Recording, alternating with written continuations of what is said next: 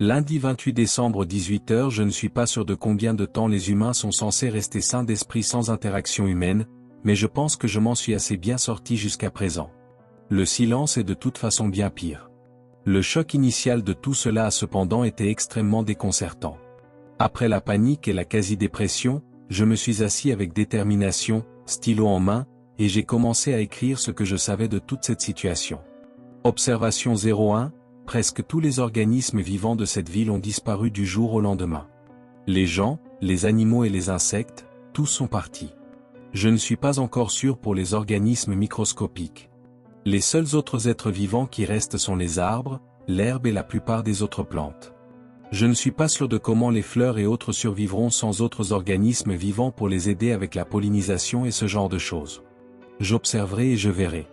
Observation 02, tout le reste semble être tel que tout le monde l'a laissé. Les voitures sont toujours dans leurs allées et certaines portes de maisons sont ouvertes comme si quelqu'un venait de franchir le seuil. Observation 03, l'électricité ne fonctionne pas, les lignes téléphoniques et Internet ne fonctionnent pas. Les lampadaires sont éteints, les lignes téléphoniques ne font que sonner et les navigateurs m'accueillent avec des pages web mortes. Aucun de mes contacts ne répond et mon téléphone ne se charge pas. Il est maintenant à peu près inutile. Observation 04, le soleil ne s'est pas levé ce matin. Est-ce que cela compte même comme le matin? Cela fait au moins 9 heures que je me suis réveillé et il fait complètement noir dehors. Le ciel est encore complètement couvert de nuages, donc on ne voit ni étoile ni lune. Observation 05, le vent a disparu. Je n'ai senti aucune brise m'embrasser le visage ni entendu le bruissement d'une rafale à travers les branches depuis que je me suis réveillé. La météo ne montre aucun signe de changement. Observation 06, il n'y a pas de son. Pas d'oiseaux ou de grillons qui chantent, pas de moteur qui ronfle, rien. Les seuls sons sont ceux que je fais. Tout sonne beaucoup plus fort qu'il ne le devrait. Mais pas sur le gravier, ma respiration, le son de ce stylo qui gratte le papier, qui me bourdonne dans les oreilles, et le roulement de mon propre rythme cardiaque. Je l'entends dans ma tête. Tout semble si faux. Je veux me recroqueviller sur moi-même et juste disparaître. La seule chose qui me garde sain d'esprit est cette montre. Dieu merci, elle est numérique. Je perdrai la tête avec un tic-tac analogique. Et je ne pourrai jamais oublier ma fidèle lampe de poche, qui rend tout cela possible. Je trébucherai dans le noir sans elle. Je chercherai d'autres piles plus tard, je ne peux pas risquer qu'elles s'éteignent. Je pense que je vais passer le reste de cette nuit à rassembler mes affaires afin de pouvoir explorer au-delà des limites de la ville demain. Je ne sais pas si c'est une farce macabre, une évacuation d'urgence ou un enlèvement extraterrestre de masse, mais je vais aller au fond de cette histoire. Mardi 29 décembre 7h33. Je me suis couché hier soir vers 10h. Ou du moins, j'ai essayé. Mon rythme cardiaque était insupportablement bruyant et j'étais hyper conscient de mes fonctions corporelles. Le son de la déglutition, ma respiration, mon ronflement, et pire que tout, mon rythme cardiaque. Le roulement constant dans ma tête. Toutes mes affaires sont emballées. J'ai rempli ma voiture de diverses provisions du supermarché local, ainsi que de piles, beaucoup de piles, quelques lanternes portables et d'autres lampes de poche. Je ne pense pas que cela compte comme du vol.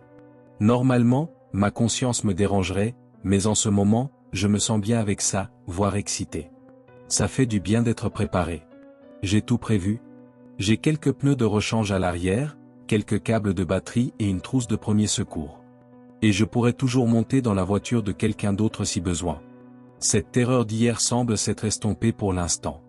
La ville la plus proche est à environ 58 km d'ici. Si je conduis à une vitesse sûre de 30 km/h, je devrais y être en 2 heures, plus ou moins. 19 heures. Eh bien, il s'avère que cette ville est aussi vide. Pas de lumière, pas de son, pas de vent, rien. Le ciel ne s'est même pas éclairci. Je commence à me demander si ce truc là-haut est même une couche de nuages. Il est impossible de le dire. Quoi qu'il en soit, j'ai trouvé un endroit pour passer la nuit, une petite maison à 3 chambres. Mon cœur s'est effondré en passant devant la niche vide pour chien. Ça m'a rappelé Lady. Me réveiller hier sans elle dormant à mes pieds était déjà assez grave. Mais quand elle n'a pas répondu à mes appels, j'ai été rempli de terreur. Il ne m'a pas fallu longtemps pour me rendre compte qu'elle était vraiment partie. Elle et tous les autres. Mon cœur s'est brisé quand j'ai quitté la maison. Tout ce qui me reste d'elle, ce sont mes souvenirs et son os qui couine. Je le garderai dans ma poche à partir de maintenant. J'ai passé un peu de temps à fouiller cet endroit. Pas tant pour chercher des provisions, mais pour en apprendre davantage sur la famille. Les photos encadrées autour de la maison me portent à croire qu'une famille de 3 personnes a vécu ici autrefois. Ça me ramène des souvenirs. J'aurais dû passer plus de temps avec eux. Sur ce même bureau se trouve une petite photo d'eux ensemble, tous les 3 vêtus de chemises blanches et souriant à la caméra. Ça m'a fait sourire. Ce n'est pas une interaction humaine, mais c'est mieux que rien. J'ai mis la photo dans ma poche. Plus tôt, je suis allé chercher un mégaphone. C'est inutile de fouiller chaque maison sombre, alors j'ai conduit à travers la ville et j'ai appelé les gens par le mégaphone. J'aurais dû mettre des bouchons d'oreilles ou quelque chose, mes oreilles n'étaient pas préparées pour le bruit soudain. Maintenant, mes oreilles bourdonnent encore plus fort qu'avant et tout a été vain, il n'y avait aucun signe de vie. Pendant ma fouille de cette chambre, j'ai trouvé un pistolet sous le lit. Je n'ai identifié aucun danger là-bas, mais il vaut quand même mieux être préparé. Je ne connais pas grand-chose aux armes, mais j'en sais assez pour en tirer une et la charger. Mon père me l'a appris une fois quand j'étais plus jeune. C'est drôle comme les souvenirs vous inondent après avoir perdu les gens avec qui vous les avez partagés. Le pistolet est entièrement chargé. J'espère que je n'aurai pas à l'utiliser. Mercredi 30 décembre 9h26. Je ne suis pas étranger à la paralysie du sommeil. C'est troublant de se réveiller au milieu de la nuit avec le corps paralysé, même si ce qui a toujours été pire pour moi, c'est l'homme de l'ombre qui me regardait pendant que j'étais sans défense. C'est un phénomène de sommeil. Les hommes de l'ombre ne sont pas vraiment là, tout est dans votre tête et généré par votre esprit subconscient pendant que vous dormez. J'ai appris que la meilleure chose à faire est de rester calme et de respirer régulièrement, tout en me rappelant que l'homme ne peut pas me faire de mal. J'étais assez jeune la dernière fois que j'ai eu une paralysie du sommeil et à l'époque, je ne savais pas tout cela sur le sommeil et que c'était tout à fait normal. Mes parents se réveillaient avec mes cris au milieu de la nuit et se précipitaient dans ma chambre en espérant trouver un cambrioleur ou au moins une menace réelle. Mais ils me trouvaient toujours tremblant comme une feuille sous les couvertures et pleurant à chaudes larmes à cause de l'homme de l'ombre qui me regardait. Ils essayaient de me calmer, me caressant le front et récitant le psaume 23h4. Ils me disaient que tout était dans ma tête, que rien n'était réel. C'était réel. Je leur criais dessus. Je leur disais que je l'avais vu de mes propres yeux et qu'il était juste au pied de mon lit. Ils étaient inquiets, alors ils ont fait des recherches pour me prouver que c'était tout un phénomène naturel. Ils m'ont emmené voir un gentil docteur aux cheveux gris qui me l'a expliqué un jour avec des dessins animés et des infographies que je pouvais comprendre. Il a dit que c'était parfaitement normal et que cela arrivait aussi à d'autres personnes. Il a dit que nous avons tous la paralysie du sommeil chaque nuit pour empêcher nos corps de s'agiter et de se blesser pendant les rêves. Et que l'homme de l'ombre n'était qu'une invention de mon imagination. Il m'a donné une sucette rouge et m'a renvoyé. Mes parents m'ont acheté de nouvelles lampes à lave et c'est tout. J'ai eu quelques autres expériences avec le phénomène, mais après quelques mois, ça s'est arrêté. Je ne me souviens pas si le petit moi a cru à l'explication du médecin, mais je me souviens que j'étais heureux quand la paralysie du sommeil a cessé peu de temps après. Le truc avec la paralysie du sommeil dans un nouveau monde sombre, c'est qu'il est difficile de distinguer les rêves de la réalité. Il fait si sombre que quand je m'allonge, je ne peux même pas dire si mes yeux sont ouverts ou non, si tout est un rêve ou non. J'ai eu une réunion avec mon vieil ami la nuit dernière. C'était encore plus sombre que cette nuit éternelle. 11h59. Je suis conscient que cette nourriture finira par expirer, alors je ne mange que des aliments frais comme des fruits et des légumes, pendant que je fais le plein de boîtes de conserve et de miel, qui dureront plus longtemps. Je n'ai pas encore trouvé de verger ou d'arbres fruitiers, mais je suis curieux de voir si les fruits et légumes peuvent encore pousser. Ce ne devrait pas être possible sans lumière du soleil et pluie, n'est-ce pas? Tant que je peux trouver un supermarché, je pense que ça ira. J'ai entendu dire que le miel n'expire pas du tout. Espérons que c'est le cas. 20h. Je ne sais pas quoi faire ensuite, alors je suis resté assis à penser au bon vieux temps. C'est douloureux de penser à tout ça. La seule chose que je voulais, c'était être seul et maintenant j'ai enfin ce que je voulais, alors pourquoi est-ce que je pleure? J'ai regardé cette photographie pendant 1 heure. Ces inconnus que je n'ai jamais rencontrés me font me sentir plus humain. Les choses simples de la vie me manquent. Nager pendant les chaudes journées d'été, regarder les étoiles, regarder le coucher du soleil. Ce n'est même pas si long et j'ai déjà l'impression de devenir fou. C'est tellement compliqué. C'est tellement faux. Je sens chaque cellule de mon corps protester contre ce nouveau monde. Les humains ne sont pas faits pour vivre comme ça. Ce n'est pas la vie. Est-ce l'au-delà? Mes parents m'ont appris que l'enfer est un lac de feu, donc ça ne peut pas être ça non plus. Si c'est le paradis, je préférerais mourir. 21 heures. J'ai passé un peu de temps à marcher dehors. L'obscurité est comme une couverture lourde et oppressante. Mes épaules sont courbées pendant que je marche. J'ai l'impression de porter le monde sur mes épaules. Si j'étais claustrophobe, je serais mort il y a longtemps. L'air est dense. Il est difficile de respirer. Le silence me nargue. Parfois, le silence est insupportable, et parfois, le bourdonnement dans mes oreilles est assourdissant. J'ai commencé à faire claquer mes dents par habitude pour faire un peu de bruit et étouffer le bourdonnement. Et le rythme cardiaque. J'entends mon rythme cardiaque dans ma tête. J'ai l'impression d'être le jouet de Dieu. 23 heures. Je suis resté assis dans ma voiture avec le moteur allumé. Le grondement est réconfortant. Jeudi 31 décembre 5h02. Je pense savoir quoi faire. Je suis presque sûr que cette obscurité doit affecter tout le pays et peut-être même le monde. Je pense que la prochaine étape est de le découvrir avec certitude. Même si cette obscurité ne s'arrête pas, j'ai besoin d'en connaître la raison. J'ai besoin de savoir si le soleil et la lune sont toujours là-haut, au moins. Je dois me rendre à la plage et voir s'il y a des vagues. Si c'est le cas, il y a encore de l'espoir. Si ce n'est pas le cas, ce monde a changé pour toujours et je ne reverrai très probablement jamais le soleil et la lune. L'Oceano est à 1900 km d'ici. Con le soste per dormir, l'intero viaggio dura più di 80 ore. Devo guidar lentamente con cautela, non posso rischiar di perdermi qualcosa di importante lungo la strada o di schiantarmi in autostrada. Sarà una sfida, ma devo continuare a muovermi. I preparativi sono completi e sono pronto a partir. Ho bisogno di trovar persone. Terrò la fotografia all'interno del mio parabrezza. Per ricordarmi perché sto lottando. 10h22 ho guidato con le luci interne dell'auto accese, così come con il lettore MP3, ci avevo completamente dimenticato. Ho messo misterosamente in loop per l'ultimo ora. Mi ricorda casa e mia madre. Le me la cantava sempre la notte per calmarmi dopo i miei attacchi di panico notturni. Erano così bravi con me? Non me li meritavo. Non posso spegnere questa musica, e un'altra cosa che mi tiene in piedi. E Dio sa che ho bisogno di tutta la motivazione che posso ottenere. 17h tango in mano il giocattolo sigolante il più spesso possibile. Lady era una brava cagnolina.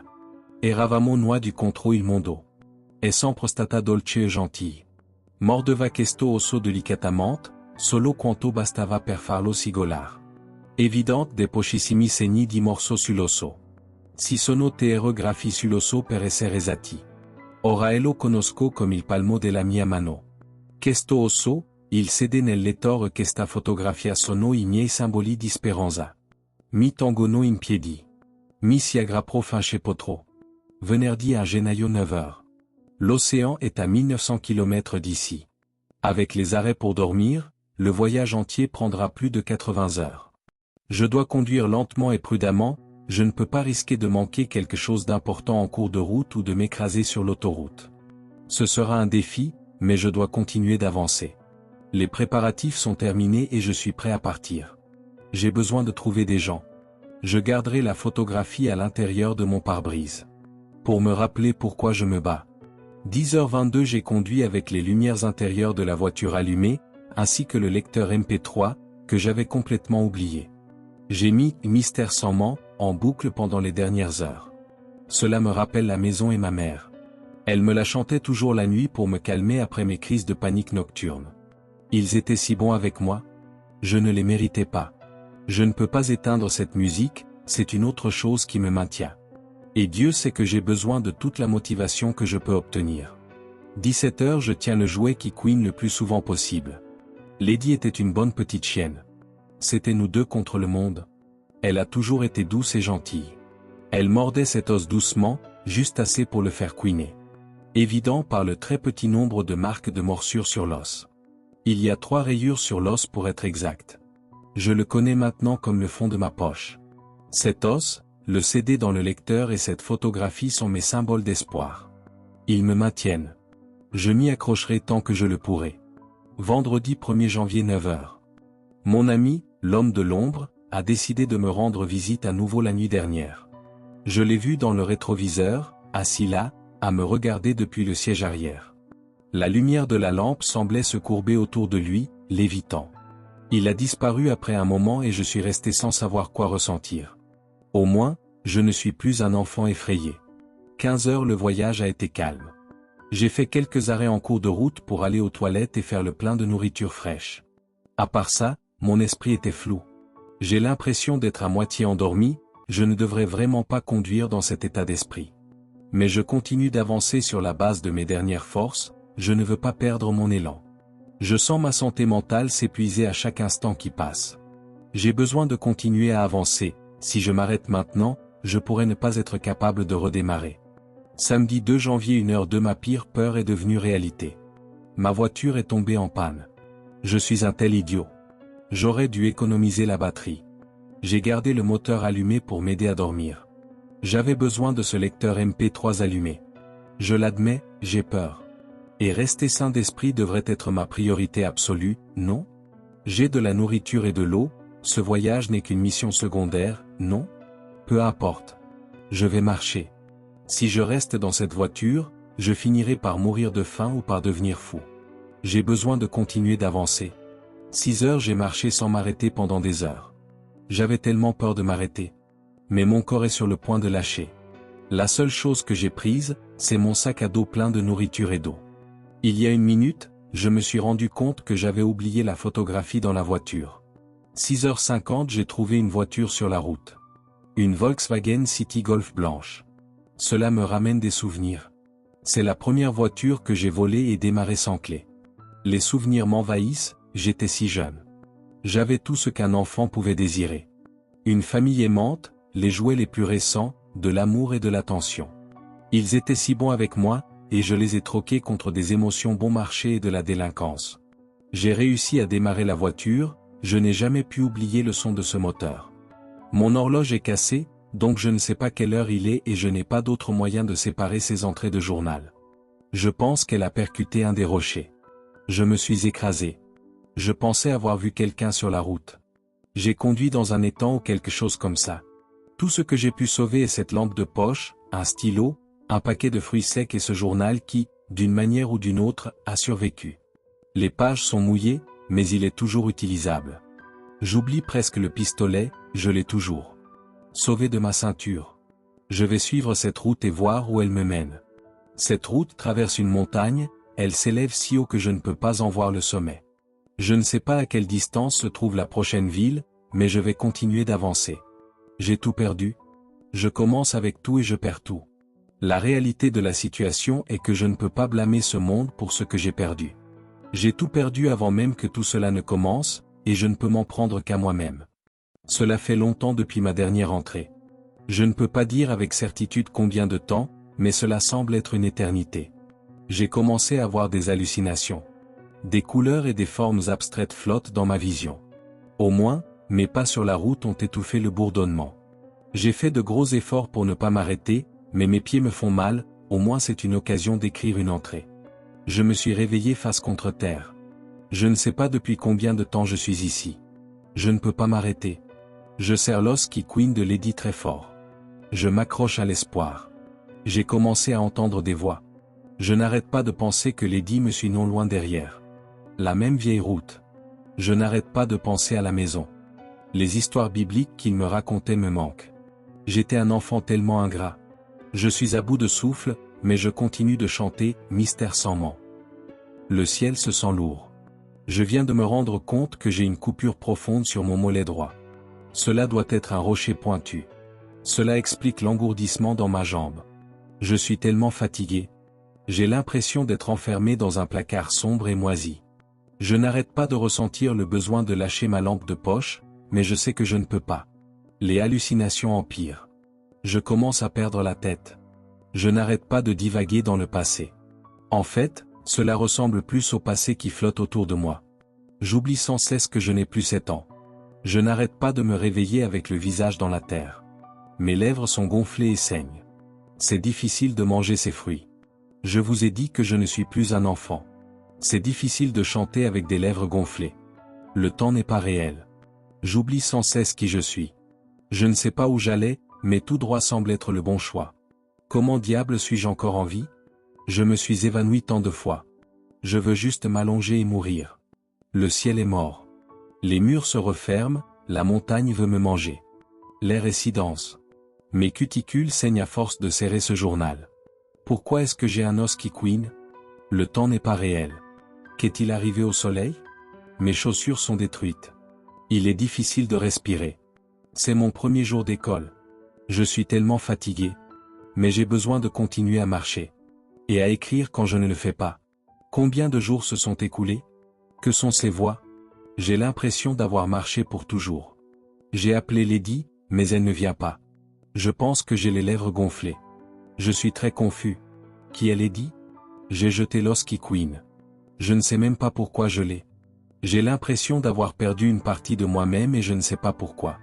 Maman fait le meilleur chocolat chaud. Le temps n'est pas réel. Je pense que quelqu'un me suit. Je peux voir papa travailler sur sa voiture. Il m'a appris tout ce que je sais. J'ai volé ma première voiture aujourd'hui, une City Golf. Je pense que je suis dedans. J'ai déjà dit à tout le monde que je ne suis pas le chouchou de maman. Je suis le meilleur de cette bande. C'est bien d'avoir des frères. Que penserait Steven? Ça doit être la chose la plus difficile au monde pour eux. Devoir expliquer à leur fils que son frère jumeau est mort dans un accident de voiture. C'est déjà du passé. J'ai d'autres frères. Et ils ont besoin d'être soignés. Cette voiture, je suis imparable. Si seulement j'avais protégé Steven. Je ne peux pas supporter ce regard de déception sur leur visage. Je ne peux pas être près d'eux. Ils ont été si bons avec moi. Je les ai blâmés en face, mais au fond, je me suis toujours blâmé. Je ne peux pas être près d'eux. Mystère sans ment, apporte-moi un rêve. Depuis combien de temps est-ce que je marche? Mon estomac me fait mal à cause de la nourriture. Comment suis-je arrivé ici? Chaque muscle de mon corps me fait mal. Je m'accroche à l'espoir. Pourquoi est-ce que je continue de marcher? Quand ai-je appris à marcher? Le docteur m'a donné une sucette au goût de cerise. Je ne crois pas son explication. Je me suis réveillé en criant. J'ai abandonné mes parents quand ils avaient le plus besoin de moi. J'aurais dû leur rendre visite. J'aurais dû dire que je suis désolé. Mais j'avais honte. Je n'étais pas digne de leur amour et de leur pardon. Je peux voir Steven devant moi en ce moment. C'est la fin de la route. Je ne peux plus marcher droit.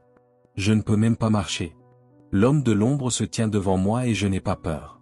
Il a attendu tout ce temps pour me souhaiter la bienvenue à la maison. Les parents de la photographie sont de chaque côté de lui, souriant avec leur sourire serré. J'entends un chien aboyer. Mystère sans ment joue quelque part au loin. L'air vibre et les visages du couple se sont transformés en ceux de mes parents.